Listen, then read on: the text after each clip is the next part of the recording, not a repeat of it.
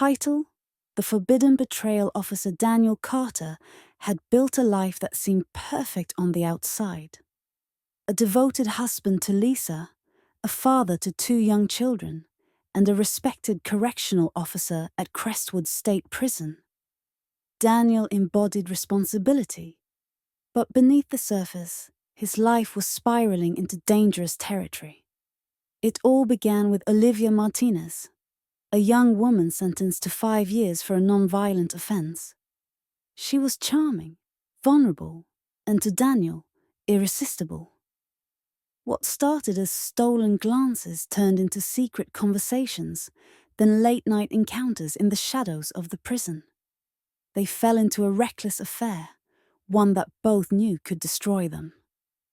Months passed, and Olivia's fears became reality. She was pregnant. Panic set in as she revealed the news to Daniel.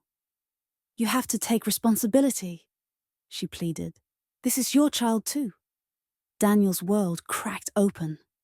If the truth came out, he would lose everything: his job, his family, his freedom. He begged Olivia to keep quiet, promising to take care of her after her release. But Olivia refused to be hidden away like a shameful secret. She threatened to expose everything if he didn't step up.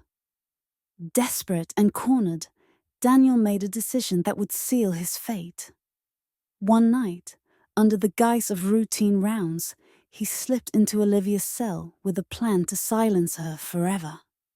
His hands shook as he pressed a pillow over her face, her muffled screams echoing in his ears. When it was done, he stared at her lifeless body, horror-struck at what he had done. But secrets never stay buried. An inmate in the adjacent cell saw everything and wasted no time in alerting the authorities. The investigation was swift, and with surveillance footage placing Daniel near Olivia's cell at the time of her death, the evidence was undeniable. The arrest sent shockwaves through the community. A respected officer, now a murderer. His wife and children watched in disbelief as he was led away in handcuffs, the same chains he had once placed on others.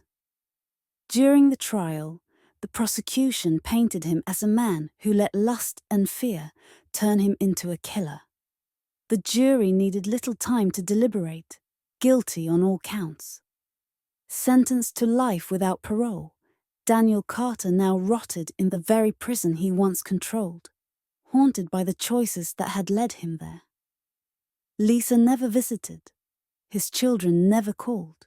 He was a ghost, erased from their lives.